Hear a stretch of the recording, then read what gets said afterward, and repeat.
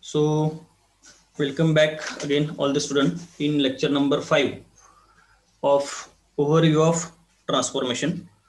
Today we will see the next point, that is composite transformation.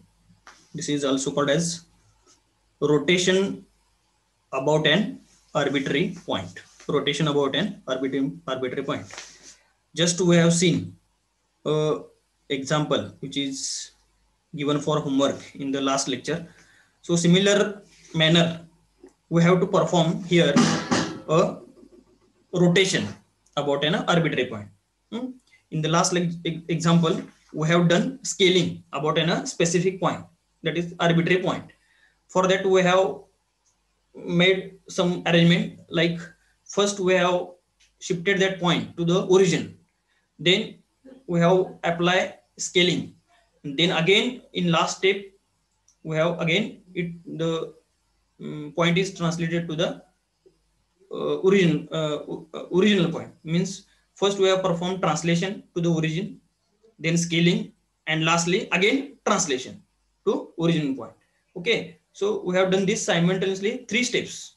Okay, and similar way if you want to find or we have to perform rotation about an arbitrary point or a specific point, for that we have to derive some formula or we have to derive some matrix. Okay, so we will see. तर बघा, composite transformation किंवा rotation about an arbitrary point म्हणजे काय करायचं आहे, आपल्याला rotation करायचं आहे, परंतु एखाद्या ठराविक पॉइंटला आपल्याला रोटेशन करायचं. याच्या आधी आपण जो काय फॉर्म्युला बघितलेला आहे कॉस थिटा साइन थिटा, तो जो अँगल दिलेला असतो तो ओरिजिनलला धरून अँगल दिलतो. 45 डिग्री असेल, 60 डिग्री असेल, 90 डिग्री असेल, तो आपण ओरिजिन पासून म्हणजे कन्सिडर ओरिजिन केलेला आहे तिथं, बरोबर आहे.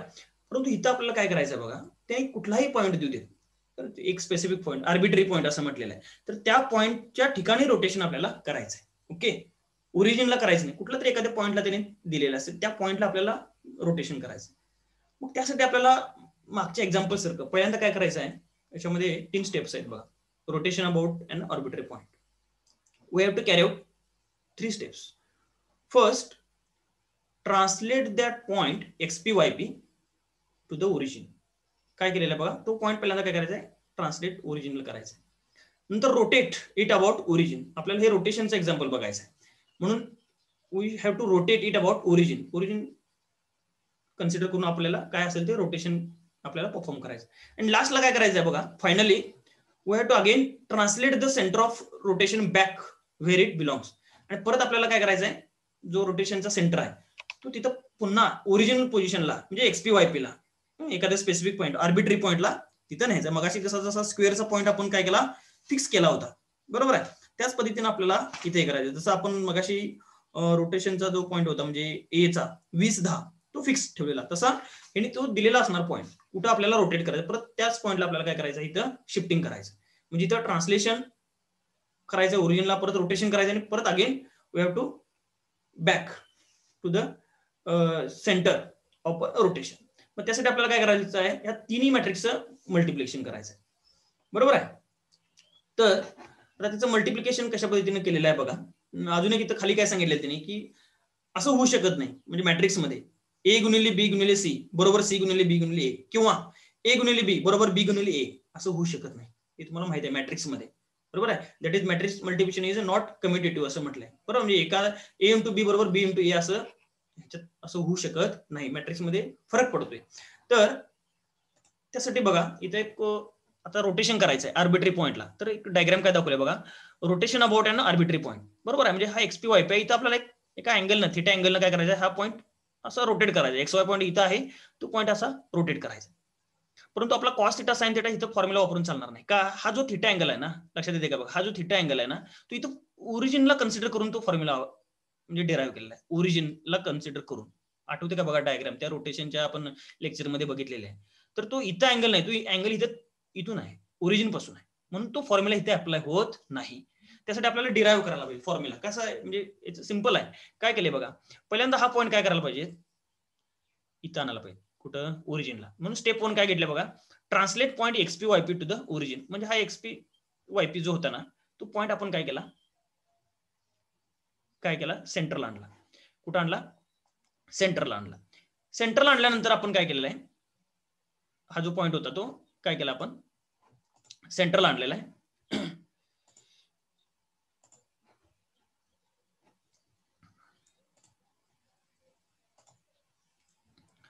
तर काय केलेलं आपण बघा, सेंटरला आणलेला आहे आणि जी म्हणजे एक्सपी वायपी आणल्यानंतर इकडचा हा जो पॉईंट आहे तो काय एक्स वाय असं म्हटलंय, त्यामुळे तो काय झाला एक्स डॅश वाय डॅश झाला आणि हा इथं एक्सपी वायपी इथं आणला. बरोबर. नंतर काय केलंय बघा, स्टेप 2 काय केलं बघा, rotate it about the origin. मग आता इथून मात्र काय केला, आता ही जी अशी लाईन तयार झालेली आहे एक्सपी वायपी आणि इथं एक्स डॅश वाय डॅश. बरोबर. ही जी लाईन आहे ही लाईन आता काय करायची आपल्याला, रोटेट करायची. इथून काय केला अँगल, हा थीटा अँगल म्हणजे हा ओरिजिन पासून घेतला एक्सपी वायपी आहे की नाही, हा अँगल इथून असा काय केलेला आहे रोटेट केला, म्हणजे अशी लाईनच आहे. तर ही लाईन आपल्याला काय करायची आहे, इथून असं इकडे रोटेट करायचं. ठीक आहे. तर हा अँगल किती आहे, थीटा. मी इथं आपण फॉर्म्युला वापरू शकतोय. ओके. इकडे मागे घेताना मायनस एक्सपी मायनस वायपी येणार आहे, इथं रोटेट म्हणजे थीटा अँगल टाकू शकतो आपल्या नेहमीच्या फॉर्म्युल्यामध्ये. मग रोटेट झाल्यानंतर पुन्हा काय करायला लागणार सांगा, पुन्हा हा आहे त्या बॅक पोझिशनला इथं नेऊन ठेवायला लागणार. पुन्हा काय केलेलं आहे बघा, तो पुन्हा पॉईंट काय केलेला आहे ट्रान्सफर केलेला आहे. पुन्हा काय केलेलं आहे ट्रान्सफर एक्सपी वायपी पुन्हा आहे असं काय केलेलं, हे शिफ्ट झालेली जे आहे की नाही हे बघा एक्सपी आणि एक्स डॅश वाय डॅश, ही आहे अशी लाईन आपण काय केलेली इकडे शिफ्ट केलेली, ही इथं आलेली आहे रोटेट केल्यानंतर. ते पुन्हा आहे त्या ठिकाणी न्यायचं आहे, म्हणजे एक्सपी वायपी कुठं होतं तिथं नेलं. बरोबर. त्यामुळे एक्स डॅश वाय डॅश इथं वर गेलं. बरोबर.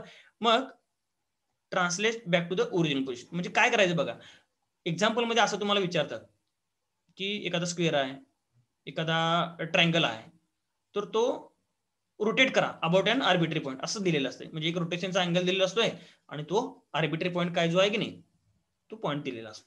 त्यावेळेला एक फॉर्म्युला वापरायचा आहे. त्यासाठी त्या स्टेप्स माहित पाहिजे. पहिल्यांदा ट्रान्सलेट करायचं आहे ओरिजिनला, नंतर रोटेट करायचं आहे, नंतर काय करायचं पुन्हा ट्रान्सलेट करायचं.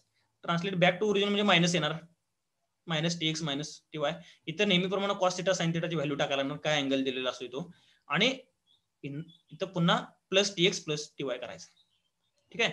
तर फॉर्म्युला काय डिराइव्ह केला बघा, the translation matrix to move point XP YP to the origin is given as. आता ओरिजिनला आणायचं आहे म्हणून काय आलं इथं मायनस एक्सपी मायनस वायपी.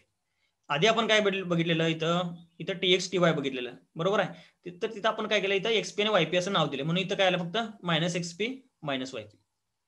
नंतर काय करायचं, रोटेशन करायचं आहे. रोटेशनचा फॉर्म्युला काय आहे तुम्हाला माहित आहे, cos theta sine theta minus sine theta cos theta. बरोबर. हा रोटेशनचा फॉर्म्युला आहे. बरोबर. आपण हे बघितलेलं आहे, काय बघितलेलं आहे, rotation about origin homogeneous coordinate जो आहे तो आपण बघितलाय, cos theta sine theta minus sine theta cos theta, तोच फॉर्म्युला आहे, सेम फॉर्म्युला आहे. आणि नंतर इथं फक्त काय टी एक्स टी वायच्या ठिकाणी मायनस एक्सपी मायनस वायपी घेतलं, एवढाच फक्त बदल केलाय. आता रोटेशन पहिला ट्रान्सलेशन केलं ओरिजिनला, नंतर रोटेशन केलं ओरिजिनला, आता पुन्हा आहे त्या पॉईंटला न्यायला पाहिजे. The translation matrix to move the centre point back to its original position. ओरिजिनला म्हणजे जिथं पॉईंट होता तिथं न्यायला पाहिजे. म्हणजे ते मायनस मायनस काय झालं पुन्हा plus plus plus XP plus YP. T X T वायच्या ठिकाणी काय केलं फक्त एक्सपी वायपी घेतलेलं आहे. ओके. मग आता हे जे आपण केलं एवढं काय काय केलं, जे ट्रान्सलेशन केलं रोटेशन केलं परत ट्रान्सलेशन केलं, तर ह्या तिघांचा पहिल्यांदा काय करायला पाहिजे, ह्या 3 फॉर्म्युलांचा गुणाकार करायचा. लक्षात येते का? थोडंसं हे म्हणजे लेंदी आहे थोडं. ह्या तिघांचा काय करायचं आपल्याला गुणाकार करायचा, 1 2 आणि 3. या तिघांचा जो काय गुणाकार येईल तो म्हणजे आपला फॉर्म्युला तयार होणार आहे. आता बघा फॉर्म्युला काय तयार झालाय, हा पहिला मॅट्रिक्स, हा दुसरा, हा तिसरा, ट्रान्सलेशन रोटेशन ट्रान्सलेशन. मगाच्या एक्झाम्पल मध्ये कसं होतं, ट्रान्सलेशन स्केलिंग ट्रान्सलेशन. बरोबर. तिथं काय होतं ट्रान्सलेशन स्केलिंग ट्रान्सलेशन. इथं काय केलंय translation rotation translation. T1 R T2. पहिले T1 म्हणजे मायनस मायनस मधलं, दुसरं T2 म्हणजे प्लस मधलं, आणि रोटेशनचा फॉर्म्युला. ह्या तिघांचा गुणाकार करायचा. पहिल्यांदा ह्या दोघांचा गुणाकार केला, त्याचं उत्तर हे आलं. ह्या दोघांचा गुणाकार केल्यानंतर रो आणि कॉलम वाईज हे उत्तर आलं, आणि हा आहे असं मॅट्रिक्स आला. पुन्हा काय केलंय बघा, आता जे पहिलं उत्तर आलेलं आहे हे बघा, हे आणि ह्या दोघांचा गुणाकार केला. मी आता हे सगळं वाचत बसत नाही, तुम्ही लक्षात ठेवा. ह्या मॅट्रिक्स आणि ह्या मॅट्रिक्सचा गुणाकार केल्यानंतर हे उत्तर पुन्हा आलंय. ठीक आहे. बघा ह्या तिघांचा मॅट्रिक्सचा गुणाकार करायचा आहे आपल्याला. तर आपल्याला काय करायचं आहे की रेडीमेड एक फॉर्म्युला तयार करायचा आहे, की समजा त्यांनी सांगितलं की रोटेशन करायचं एखाद्या पॉइंटला, तर त्याचा फॉर्म्युलाच आपण काय केला, डिराईव्ह केला. त्यासाठी तुम्हाला काही एक्झाम्पल मध्ये हे लिहायचं नाही सगळं, हे एक्झाम्पल मध्ये सगळं लिहायचं नाही, डायरेक्ट हा फॉर्म्युला घ्यायचा, शेवटचा फॉर्म्युला कुठला, cos theta sine theta 0 minus sine theta cos theta 0 minus XP cos theta plus YP sine theta plus XP minus XP sine theta minus YP cos theta plus YP plus 1. हा कशाचा formula तयार झाला, rotation about an arbitrary point. आणि जो आधीचा आपण formula बघितलेला तो फॉर्म्युला कसला, रोटेशन अबाउट ओरिजिन. मी काय म्हणते बघा, रोटेशन अबाउट ओरिजिन म्हणजे ह्याच्या आधी मागे बघितलेलं. आता काय बघितलेलं आहे, rotation about an arbitrary point, म्हणजे एखाद्या पॉइंटला रोटेट करायचं. लक्षात येते काय बघा, तो पॉइंट त्यांनी देणार एक्झाम्पल मध्ये, ह्या दोन्ही मध्ये फरक आहे. तर हा फॉर्म्युला तुम्हाला थोडा लक्षात ठेवायला लागणार. ठीक आहे, थोडं ही शेवटची लाईन थोडी म्हणजे व्यवस्थित तुम्हाला लक्षात ठेवायला लागेल, कारण बऱ्याच ह्याच्यामध्ये टर्म आहेत. तर हा फॉर्म्युला तुम्हाला लक्षात ठेवायला लागणार, minus XP cos theta plus YP sine theta plus XP minus XP sine theta minus YP cos theta plus YP 1. ह्याच्यात फक्त व्हॅल्यूज टाकायचे, फार मोठं काय करायचं नाही. त्यांनी दिलेला अँगल असतो तो थिटा टाकायचा, जे आर्बिट्री पॉइंट म्हणजे एक्सपी आणि वायपी एवढं टाकला, ह्या मॅट्रिक्सनं दिलेल्या ट्रायंगलला दिलेल्या स्क्वेअरला गुणला की उत्तर आलं. परंतु हा फॉर्म्युला आपल्याला यायला पाहिजे, ह्याच्यात फार असं मोठं काय नाही. आता त्याचं एक्झाम्पल आपण एक बघूया. एक्झाम्पल काय बघा, एक्झाम्पल बघा, परफॉर्म काउंटर क्लॉकवाईज. आता तुम्हाला माहिती आहे, मागच्या वेळेला मी सांगितलंय काउंटर क्लॉकवाईज म्हणजेच अँटी क्लॉकवाईज, दोन्हीचा अर्थ एकच. काउंटर क्लॉकवाईज अँटी क्लॉकवाईज दोन्हीचा अर्थ एकच आहे. ओके, क्लॉकवाईज म्हटलं तर मात्र थिटा मायनस मध्ये येतोय, क्लॉकवाईज म्हटलं तर थिटा मायनस मध्ये येतोय. लक्षात ठेवा, दिलेला अँगल मायनस मध्ये घ्यायचा. ओके, तर perform counter clockwise 45 degree rotation of triangle. Triangle दिलाय A2 3 B5 5 C4 3 about point 1 1. त्यांनी दिलेला पॉइंट आहे 1 1, अँगल पण दिलेला आहे, पॉइंट पण दिलेला आहे. आता आपला फॉर्म्युला तयार आहे, फॉर्म्युला हा आपला तयार आहे.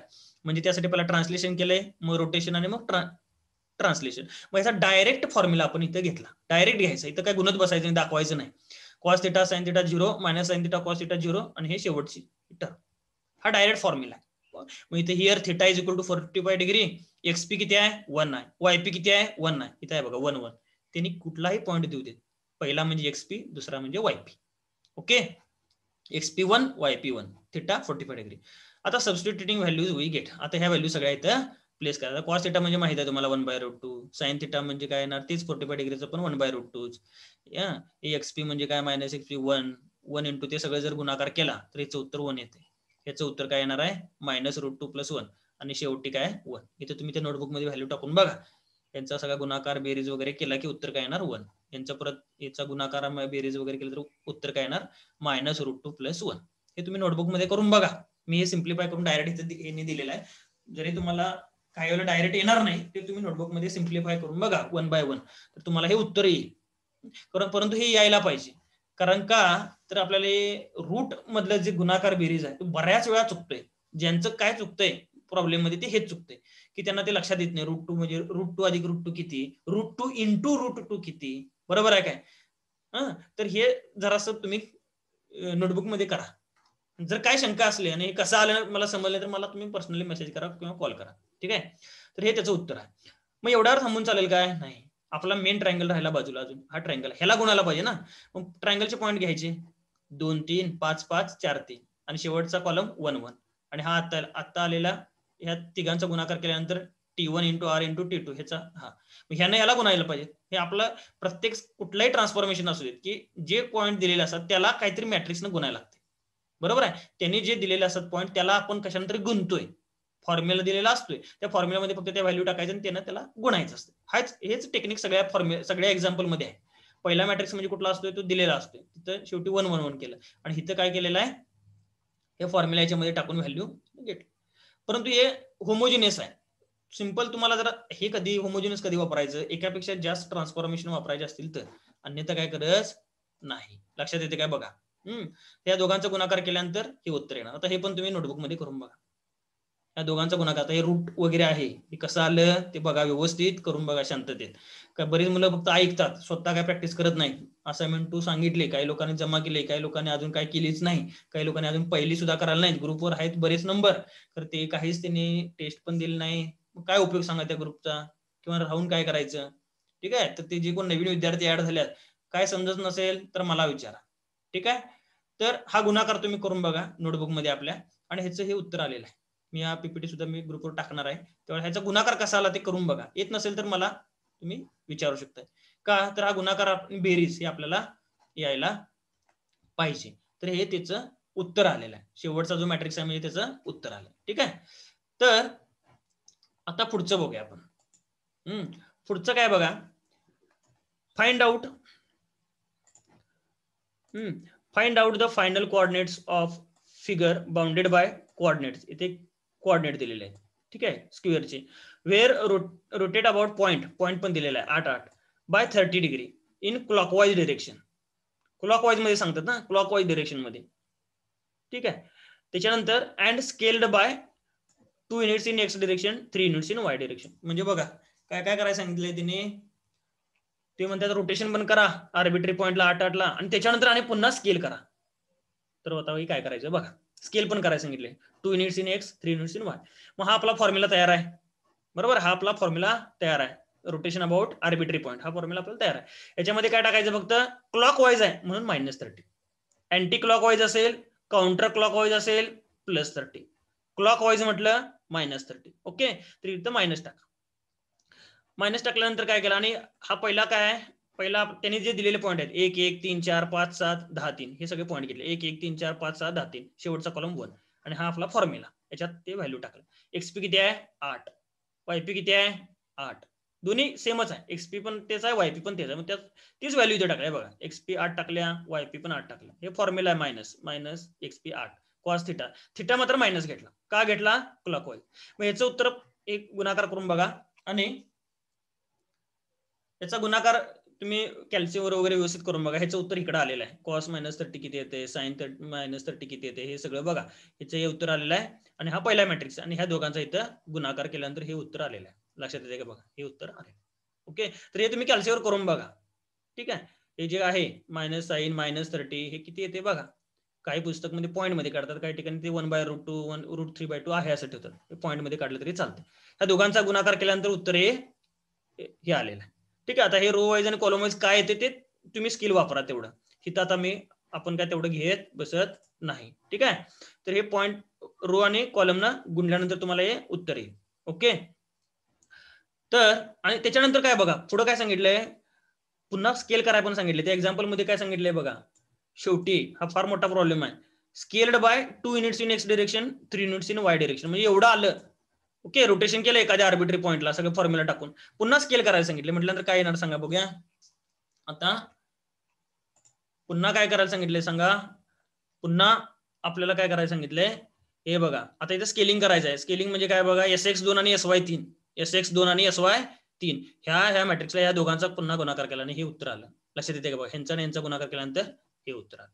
ओके, कारण का हे हा फॉर्म म्हणजे मोठा प्रॉब्लेम आहे. कारण का डिग्रीला वगैरे हा 10 मार्काला विचारला. म्हणजे माहित असू दे तुम्हाला की ह्या एक्झाम्पलची डेप्थ. आता आपण डिप्लोमा शिकत आहे, डिग्रीमध्ये सुद्धा हे एक्झाम्पल जे आहेत आपल्याला 6 मार्कापर्यंत विचारलं. ही सेम एक्झाम्पल, सेमच एक्झाम्पल, अगदी सेम. याच्यात काही फिगर सुद्धा चेंज नाही, काही व्हॅल्यू सुद्धा चेंज नाही. 10 मार्काला एक्झाम्पल डिग्रीच्या एक्झामिनेशनला विचारले. आपण डिप्लोमाला आहे 6 मार्काला विचारलेले एक्झाम्पल आहे. का तर ते तशी कॅल्क्युलेशन याच्यामध्ये फार मोठे आहेत. फॉर्म्युले फार सोपे आहेत, काही कॅल्क्युलेशन फार अवघड नाही. हे बघा, T1 R T2 ह्याला कशाने गुणायचं आहे, ह्या फॉर्म्युल्यानं गुणायचं. दिलेले पॉईंट असतात, ह्या फॉर्म्युला टाकायचं. क्लॉक वाईज म्हटलं minus, anti clock wise counter clock wise म्हटलं प्लस. या दोघांची व्हॅल्यू टाका, गुणाकार करा, उत्तर आलं. हे पहिला रोटेशनचं उत्तर आलं. आणि पुन्हा स्केलिंग करायला सांगितलं याच्यात एक्झाम्पल मध्ये. स्केल बाय 2 युनिट्स एक्स आणि 3 युनिट्स वाय. म्हणून हे पुन्हा इथं काय केलेलं आहे, इथं SX2 आणि SY3 केलंय आणि यांचा गुणाकार. म्हणजे बघा, एकच लॉजिक लक्षात ठेवायचं. काही पण करायला सांगू देत, रोटेशन स्केलिंग काय करून त्यांचे फॉर्म्युले जे आहेत ना त्यांचा गुणाकार करून घ्यायचा. पहिला स्केलिंग करायचा आहे त्याचा फॉर्म्युला, मग रोटेशन करायचा आहे त्याचा फॉर्म्युला, गुणाकार करा, त्यानं ट्रायंगलला गुणायचा किंवा त्यानं स्क्वेअरला गुणायचा. दुसऱ्या ह्याच्यात काय लॉजिक असं वापरायचं नाही. तुम्ही प्रॅक्टिस केला तर काय फार असं काय अवघड नाही, तुम्हाला आरामात 6 मार्क मिळू शकतात. फक्त जे रूट मधले जे व्हॅल्यू आहेत त्या तुम्ही व्यवस्थित घ्यायला पाहिजे. मग इथं ज्या ह्या जसं एक्झाम्पल मध्ये पॉईंट मध्ये व्हॅल्यू दिल्या तसे ठेवा, नसेल तर स्क्वेअर रूट मध्ये आहे असं ठेवलं तरी व्हॅल्यू चालतील, काय प्रॉब्लेम नाही. मात्र ते प्रॅक्टिस केल्याशिवाय तुम्हाला त्या जमणार नाही. ठीक आहे, तर ते तुम्ही जरा व्यवस्थित बघा.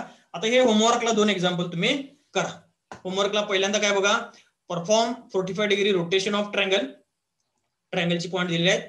अबाउट पॉईंट P -1 -1 त्यांनी दिलेला पॉईंट आहे -1 -1.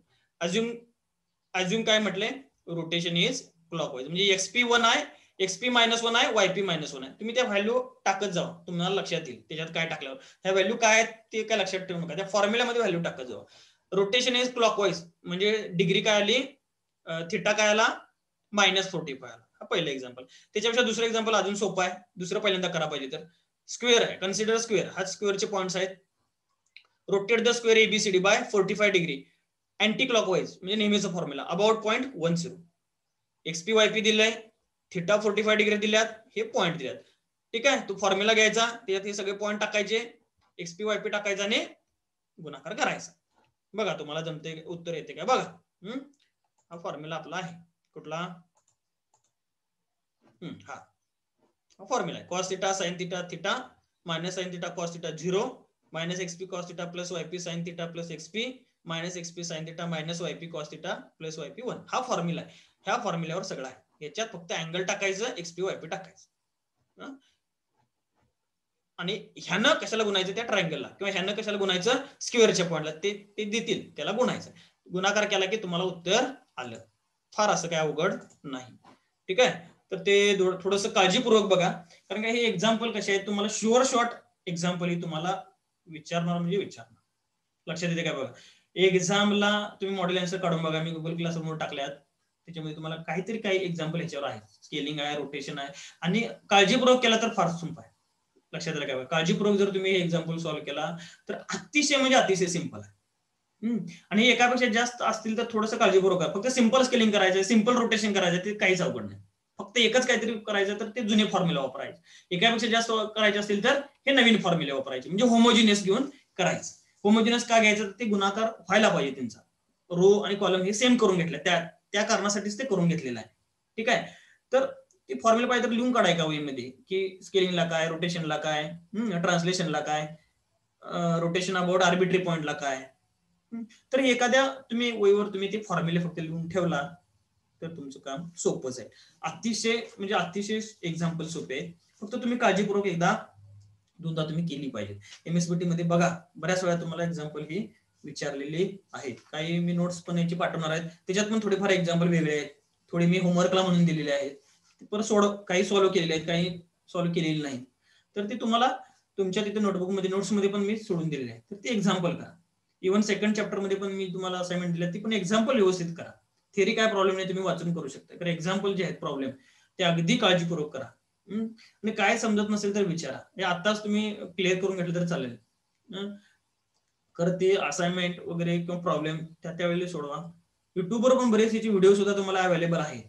लक्षात आलं काय बघा, काय येत नसेल तर तुम्ही व्हिडिओ पण बघत जा, काय अडचण नाही. काही चॅनल्स आहेत की ग्राफिक्स अतिशय चांगल्या पद्धतीने तिथे एक्सप्लेन केलेलं आहे, तर तुम्ही अजून जास्त माहितीसाठी तुम्ही त्याचा पण रेफरन्स घेऊ शकता. काही चॅनल सबस्क्राईब पण करू शकता, काय अडचण नाही. तिथं चांगल्या पद्धतीचं तुम्हाला अजून डिटेलमध्ये सुद्धा एक्सप्लेन केलेलं आहे.